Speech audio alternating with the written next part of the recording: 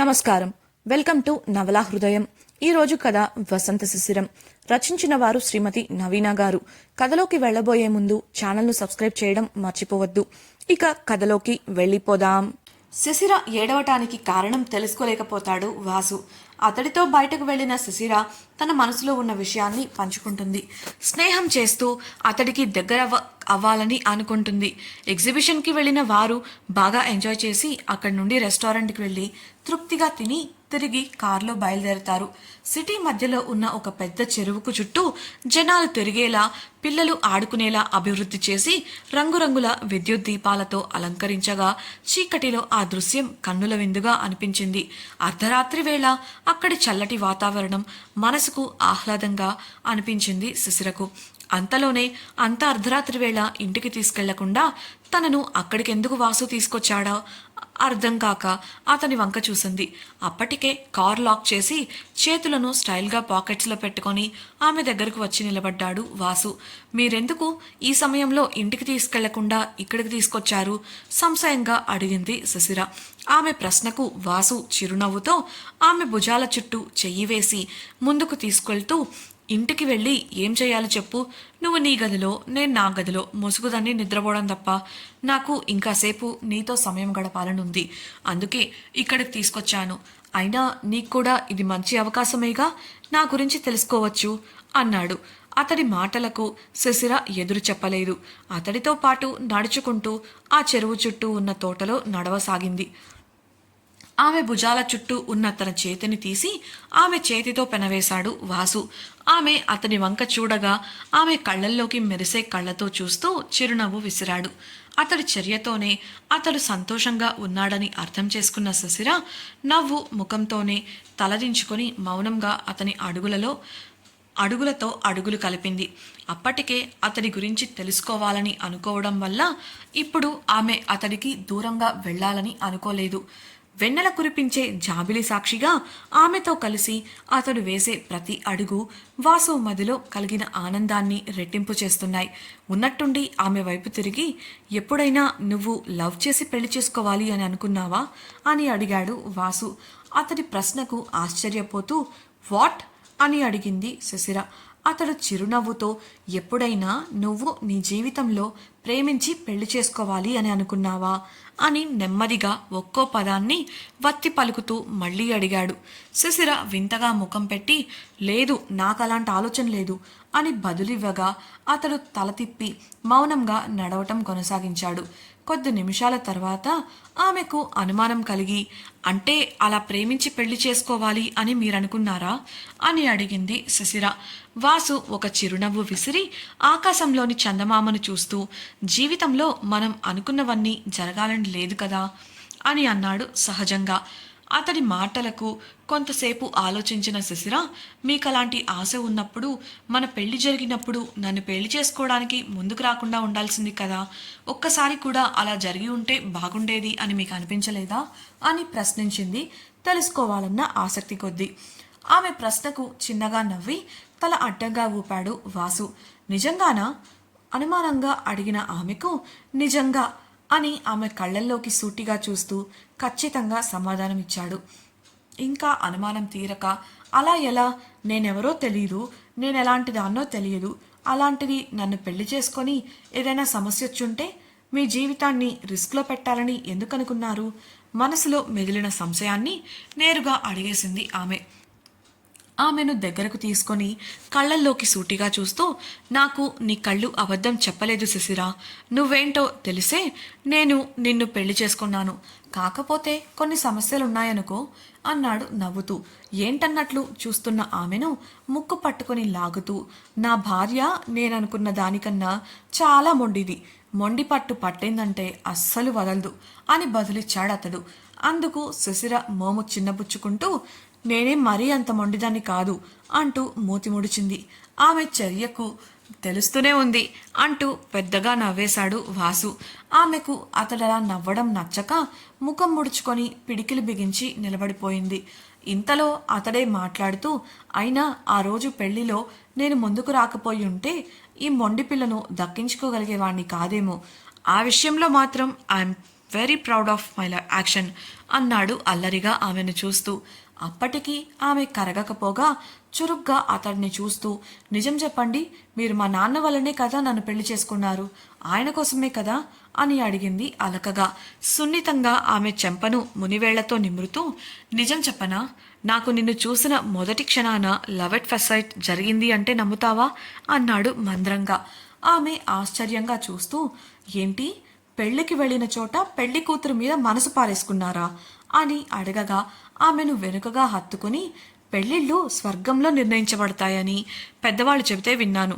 మన ఇద్దరికీ రాసిపెట్టున్నప్పుడు నా పెళ్లిలోనే కదా నేను నిన్ను చూసినట్లు. మధ్యలో అడ్డంగా వచ్చిన వాళ్ళు అడ్రస్ లేకుండా వారి దారిన వారు పోయారు. అలాంటప్పుడు పెళ్లికి వెళ్ళిన చోటేముంది అని బదులిచ్చాడతడు. బాగానే సమర్థించుకుంటున్నారులే, మీరు ఎంత చెప్పినా మీరు చేసింది తప్పే అని మొండిగా చెప్తున్న శిశిరను తన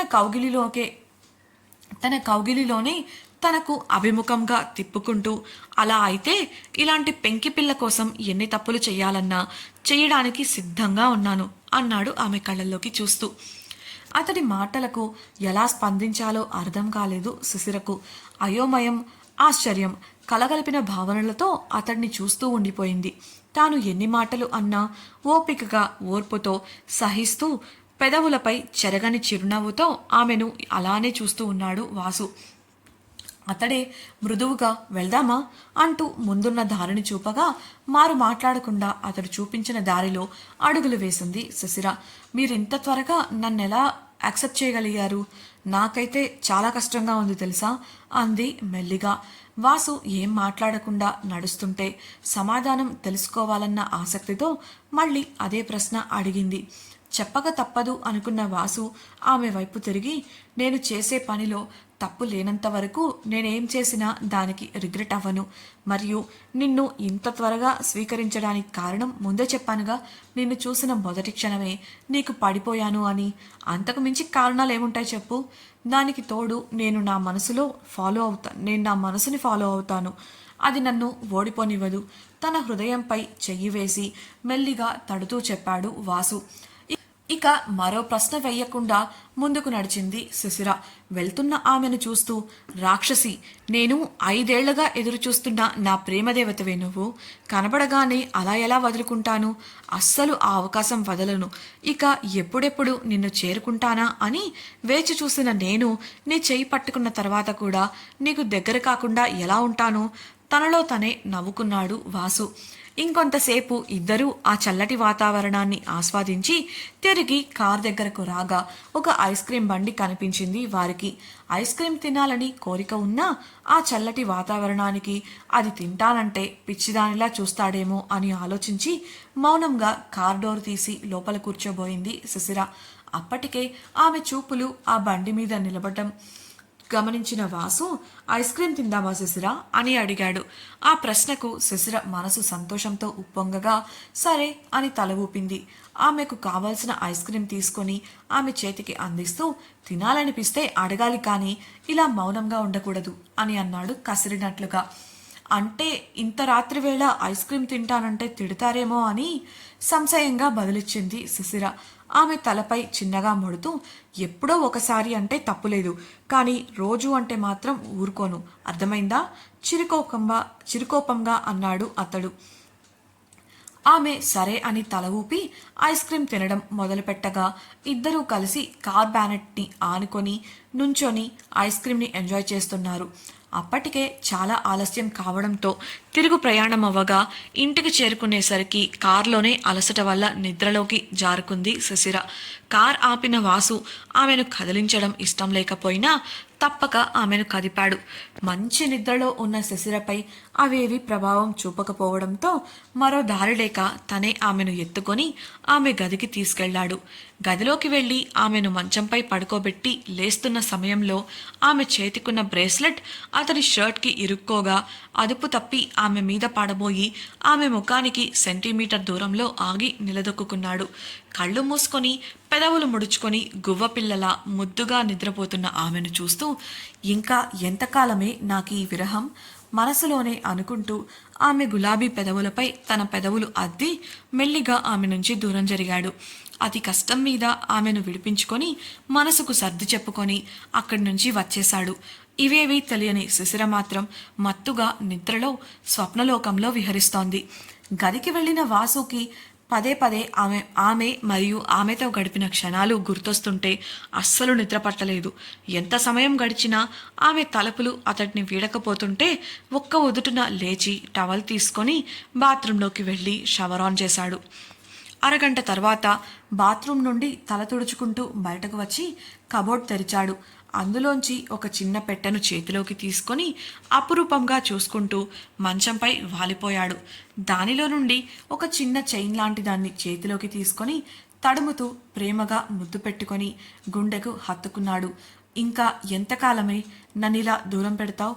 నా వల్ల కావడం లేదు బంగారం అంటూ సీలింగ్ వైపు చూస్తూ కళ్ళు మూసుకున్నాడు. అలా ఆ రాత్రి ఆమె తలపులతో ఎప్పటికో నిద్రలోకి జారుకున్నాడు వాసు. Farm house. ఉదయాన్నే లేచిన ఉమ ఆ రోజు కాలేజ్ సెమిస్టర్ లాస్ట్ డే కావడంతో వంటగదిలో పనిచేసుకుంటూ ఉండగా వెనుకే వచ్చిన మధు వీణ భయంగా ఆమెకు వంటలో సాయం చేస్తూ నిలబడ్డారు. వంట పని పూర్తి చేసిన ఉమ వచ్చిన అంట్లన్నీ కడగమని మధుకి చెప్పి పట్టిన చెమట తుడుచుకుంటూ తన గదివైపు వెళ్ళింది. ఆ పని చేయడం మరియు ఉమకు భయపడడం నచ్చని మధు ఆవేశంగా నేనెందుకు చెయ్యాలి, నేను చెయ్యను అని వీణకు చెప్పింది.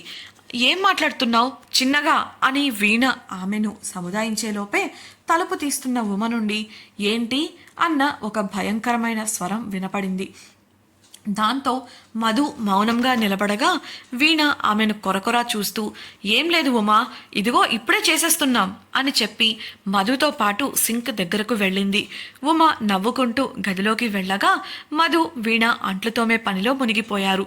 ఒకరు అంట్లు తోముతుంటే మరొకరు కడుగుతున్నారు. మధు వీణ ఇంకా ఎంతకాలం మనకి గోల? ఈ సమయంలో శిశిర ఉంటే బాగుండేది. ఉమలో వచ్చిన ఈ మార్పును మనం చెప్పకుండానే తప్పకుండా కనుక్కునేది. ఒకసారి ఉమ మామూలుగా ఉన్నప్పుడు శిశిర ఎప్పుడు వస్తుందో కనుక్కోవాలి అంది మధు. అవునన్నట్లు వీణ కూడా తల ఆడించింది. గదిలోకి వెళ్ళిన ఉమ ఈరోజు శిశిర వస్తుంది కాబట్టి ఏ సమయానికి వస్తుందో కనుక్కుందాం అని ఆమెకు ఫోన్ కలిపింది. ఎలాగూ కాలేజ్కి పెద్దగా ఎవరూ రారు, వచ్చిన ఎవరి పనుల్లో వారు లైబ్రరీ అని, డౌట్స్ అని, లేదంటే క్యాంటీన్ అని తిరుగుతారు తప్ప క్లాస్కి ఎవరూ రారని ఆమెకు తెలుసు. అందుకే సమయానికి వెళ్ళిపోవాలన్న ఆలోచన కానీ కంగారు కానీ ఆమెలో లేదు. ప్రేమ నివాసం. ఉమ శిశిరకు ఫోన్ చేసే కాసేపటి ముందు సాయంత్రం ఫామ్ హౌస్కి వెళ్లాలని నిర్ణయించుకున్న శిశిర తనకు కావలసినవి సర్దుకునే పనిలో పడింది. బట్టలు పెట్టడానికి కావలసిన ట్రాలీ బ్యాగ్ అన్నిటికన్నా ఎత్తులో ఉన్న కబోర్డ్లో ఉండగా గమనించి ఎక్కి తీసుకోవడానికి అనువుగా స్టూల్ను వేసింది. ఎక్కే సమయంలో తన ఫోన్ రింగ్ అవడంతో స్క్రీన్పై కనిపిస్తున్న ఉమ పేరు చూసి బ్లూటూత్ కనెక్ట్ చేసి లిఫ్ట్ చేసింది. చెప్పవే. ఆమెతో మాట్లాడుతూనే తనకు కావలసిన వస్తువులను టేబుల్ పైకి చేర్చుతూ తన పనిని కొనసాగించింది శిశిర. అదే సమయంలో ఆ రోజు శిశిర బయలుదేరుతుంది అని తెలిసిన వాసు ఆమె వెళ్లడం తనకు ఇష్టం లేకపోయినా ఆమెను తనే డ్రాప్ చేయాలి అని అనుకున్నాడు. అదే విషయాన్ని ఆమెకు చెప్పి ఆమెకు ఏదైనా సాయం కావాలేమో తెలుసుకుందాం అని ఆమె గదివైపు వెళ్ళాడు. ఏంటి మేడం, ఏ సమయానికి వస్తున్నారు అని అడిగిన ఉమకు సాయంత్రానికి వచ్చేస్తాను ఉమా, అదే పనిలో ఉన్నాను. బ్యాగ్ సర్దాలి కదా, దాదాపు 20 రోజులు పైగా అక్కడే ఉండాలి కదా అని జవాబిస్తుంది శిశిర. అవునులే కానీ నిన్న విశేషాలేంటో చెప్పు అల్లరిగా అడిగింది ఉమ. ఆమె స్వరంలోని అల్లరిని గమనించిన శిశిర కావాలనే అర్థం కానట్లు మాట్లాడుతూ ఏముంటాయి ఉమా, ఎప్పుడూలాగే బయటకు వెళ్ళి తినేసొచ్చాను అని సాధారణంగా చెప్పింది శిశిర. అదేంటే అని ఆశ్చర్యపోతూ అడిగిన ఉమ మాటలకు లోపల నవ్వుకుంటూ అవును డిన్నర్కి వెళ్దాం అన్నారు, వెళ్ళి వచ్చేశాం అని చెప్పింది శిశిర.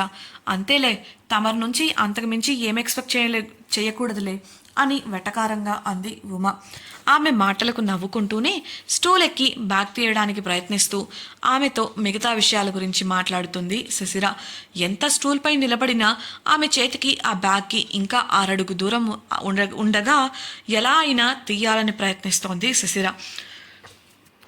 అదే సమయంలో ఆమె గదికి వచ్చిన వాసు గది తలుపు తెరిచి ఉండటంతో ఒక అద్భుతమైన దృశ్యం కనిపించి కన్నుల విందు చేసింది.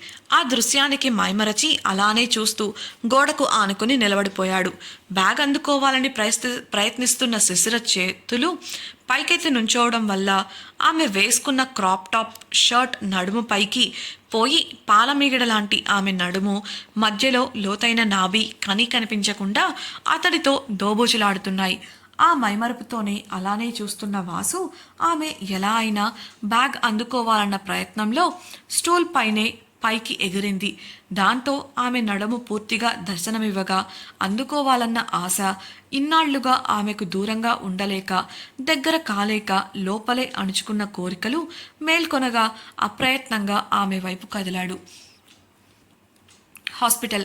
రుద్ర సంపత్లు వదిలేయడంతో కంటైనర్ నుండి బయటకు వచ్చిన జయరాం స్పృహ కోల్పోగా ఆసుపత్రిలో చేర్చారు భూపతి మనుషులు. డాక్టర్ చికిత్స చేయడం వల్ల ఆ షాక్ నుండి కాస్త ఇప్పుడిప్పుడే తేరుకుంటున్నాడు అతడు. భూపతి మనుషులు ఆసుపత్రిలో అతడికి అనుక్షణం కాపలాగా ఉంటున్నారు. జయరాం కాస్త కోలుకున్నాడు అని తెలుసుకున్న భూపతి అతడిని కలవాలని ఆసుపత్రికి వచ్చాడు. అతడి క్షేమ సమాచారాలను కనుక్కొని అతడి మనుషులందరినీ బయటకు పంపాడు. జయరాం కళ్ళల్లోకి చూస్తూ, అసలేం జరిగింది జయరాం? నా అడ్డాలోకి వచ్చి నా మనిషిని తీసుకెళ్లే ధైర్యం ఎవడిది అని కోపంగా ప్రశ్నించాడు. అందుకు జయరాం నిజం చెప్పడానికి సంకోచిస్తుంటే భూపతి మళ్లీ గట్టిగా అడగడంతో నీళ్లు నమిలాడు జయరాం. జయరాం భూపతికి నిజం చెప్తాడా? నిజం తెలుసుకుంటే భూపతి ఏం చేస్తాడు? వాసు శిశిరల దాంపత్యం ఆరంభం కానుందా? కాలేజీకి వెళ్లిన శిశిర ఉష వాళ్ల వలలో పడనుందా? తెలుసుకోవాలనుకుంటున్నారా? అయితే తప్పకుండా ఛానల్ను సబ్స్క్రైబ్ చేసి రాబోయే ఎపిసోడ్స్ వినేయండి. మీకు ఈ వీడియో నచ్చినట్లయితే లైక్ చేసి మీ సన్నిహితులతో షేర్ చేసుకోండి. మీ అభిప్రాయాలను మాతో పంచుకోవడం కోసం కామెంట్ సెక్షన్లో తెలియజేయగలరు. ఇట్లు మీ నవలా హృదయం team. Thank you for listening.